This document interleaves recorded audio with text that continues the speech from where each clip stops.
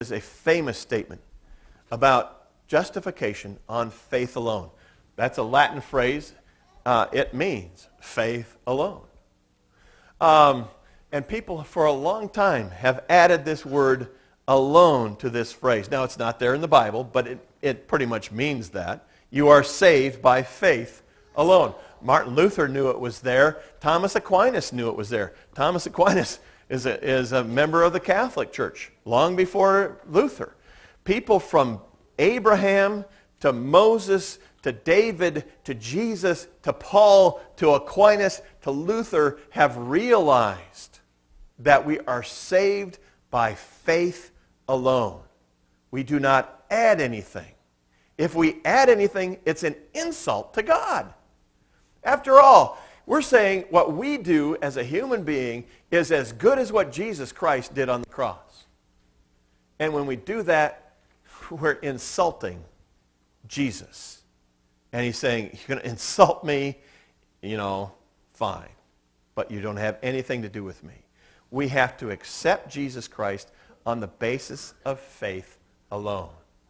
Paul is denying that a human being will ever be good enough to justify themselves.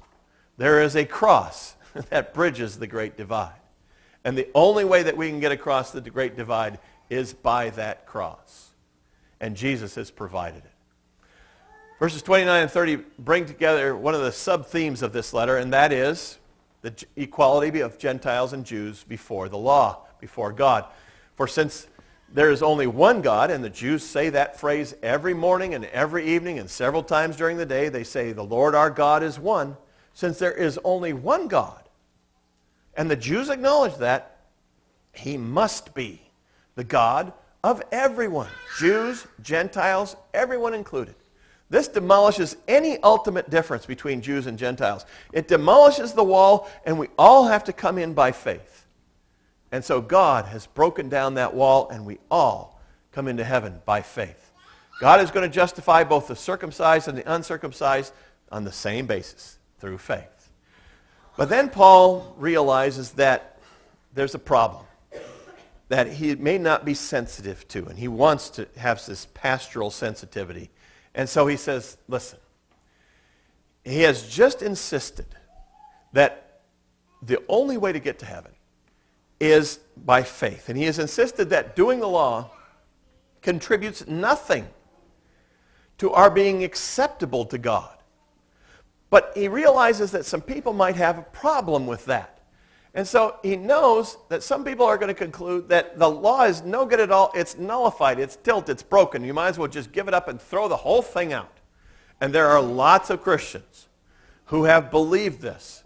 Hope, Patty, that tilt sign doesn't bother you, does it? Okay. I'll get rid of it. How about that sign?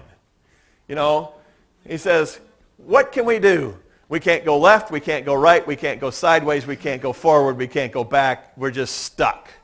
And we are stuck. He says, not at all. No way, no chance are we going to get rid of the law. Rather, he says, we are going to uphold the law. We are going to keep it. The Mosaic Law does not have a role in justification. But Paul wants everyone to know that it still has a place in our lives. He's not getting rid of the whole thing.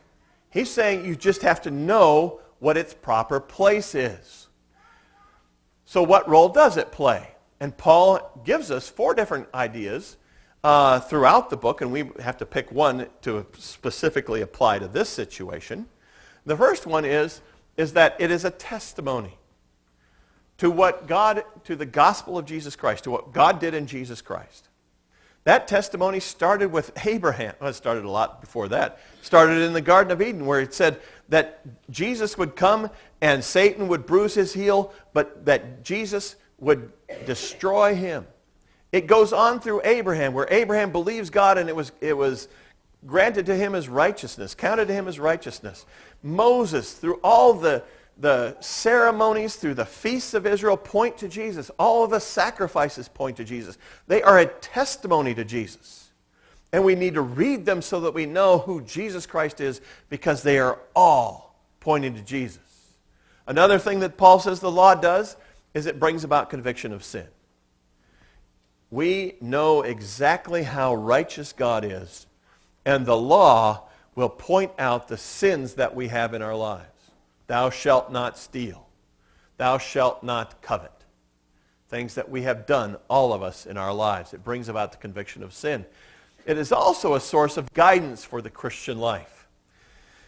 This is one thing that I think we need to spend more time in, and maybe we have in this church, because I've tried to unpack some of the Old Testament laws. But what it says is that God will help us to understand how we're to live our lives if we understand the Old Testament laws. Now, in the Old Testament package, there are the 10 Commandments. Those are the basic fundamental rules that we must follow. And then God gave a couple of hundred or more case laws. And so we have a commandment that says, thou shalt not steal. But then we also have a case law that says, do not muzzle the ox while he is threshing. Now, in their world, in a very primitive society, they would have this cow haul a log around and around in a circle, and then they would pour grain underneath him, and as that log rolled over that grain, it would separate the chaff from the wheat. Well, when the ox was doing this, a lot of times they would put a muzzle on him, because they didn't want the ox eating all that grain. Come on, we need that for later. So they would muzzle the ox. Well, Moses said that's wrong. You can't do that, because the ox, he's working for you, and if you muzzle him, you are stealing his wages. Well, now, so we have the commandment that says don't steal. We have the case law that says don't muzzle the ox, and that gives us a principle. And Paul picks up on that principle in the New Testament and says that if you work, you're deserved to be paid. And so we have a commandment, we have a case law illustrating that commandment, and then we have the principle that comes from it. That's how God gives us a lot of the guidance that we need in this world. We can look at those case laws and see, oh, here's the principle. I don't think that we have to follow it exactly, because then we'd have to go buy an ox, and we would have to go buy some wheat, and we'd have to thresh some grain. No, we follow the principle, and we apply it to a new situation. And so we say the laborer is worthy of his hire. We ought to pay the people a fair wage. This is what Jesus asks us to do. So it's a source of guidance. There's one last thing that Paul uses the law for, and that is as a standard of God's holiness. God is absolutely holy and is separate from sin. And the law was used to show that separation to an amazing degree. God said, I want to have a relationship with all of the world, but the world is sinful. So I will show them in this vast illustration how holy I am. I'm only going to let human beings come into my presence. So that eliminates, flies and dogs and cats and a lot of other things. So only human beings. But God is holier than that.